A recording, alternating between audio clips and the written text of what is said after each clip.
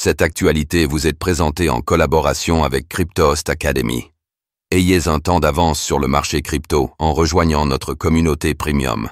Strategy a-t-elle vraiment réalisé 10 milliards de dollars de bénéfices au deuxième trimestre? Alors que Strategy annonce un bénéfice de 10 milliards de dollars au deuxième trimestre, de tels chiffres sont-ils vraiment fiables? Analysons ces données, qui s'avèrent riches d'informations.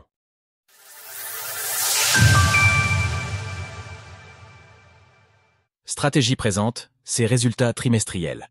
Jeudi, Strategy a annoncé ses résultats trimestriels pour la période d'avril à juin, et tandis que l'entreprise détient 628 791 BTC en stock, il faut dire le marché était particulièrement attentif à ce qui serait annoncé.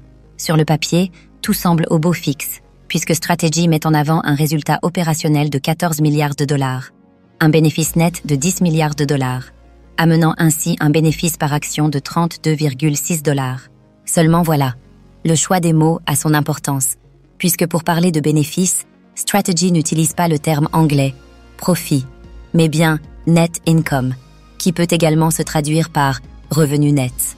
Dans ce cas précis, la nuance doit être soulignée, car pour le deuxième trimestre consécutif, la société a utilisé une règle comptable lui permettant d'intégrer la performance du Bitcoin à ses résultats, ce qui a pour effet de déconnecter totalement les chiffres en jeu de son activité historique sur les logiciels d'entreprise.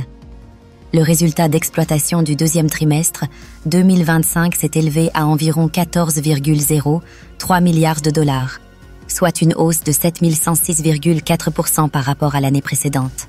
Il comprend un gain latent sur les actifs numériques de la société d'un montant de 14,00 milliards de dollars.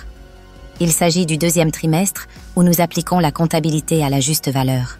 Le problème avec cette méthode de comptabilité, c'est que comme le précise l'entreprise, il s'agit d'un gain latent, puisqu'aucun Bitcoin n'a été vendu.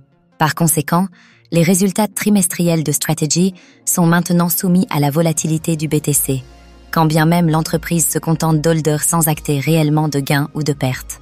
Dans des périodes où le marché monte fortement comme en ce moment, cela peut alors fausser la perception des investisseurs. Et pour cause, il devient alors plus aisé de justifier un endettement de 8,21 milliards de dollars, 3,52 milliards de dollars d'actions préférentielles et une émission de 35,18 millions d'actions ordinaires de classe A supplémentaires en 6 mois, soit une hausse de 15,55%. Si l'on se concentre uniquement sur l'activité des logiciels d'entreprise de Strategy, l'entreprise a ainsi réalisé un chiffre d'affaires de 114,5 millions de dollars, soit une hausse de 2,7% par rapport au deuxième trimestre 2024. Les années précédentes, Strategy, alors encore nommée MicroStrategy, avait réalisé les résultats suivants au deuxième trimestre. 2023, 120,4 millions de dollars.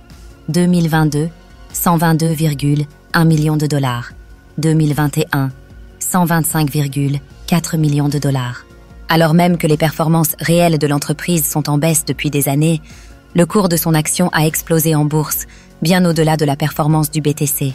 Depuis le 1er juillet 2021, là où le BTC a progressé de 224%, l'action MSTR affiche un gain de 463%.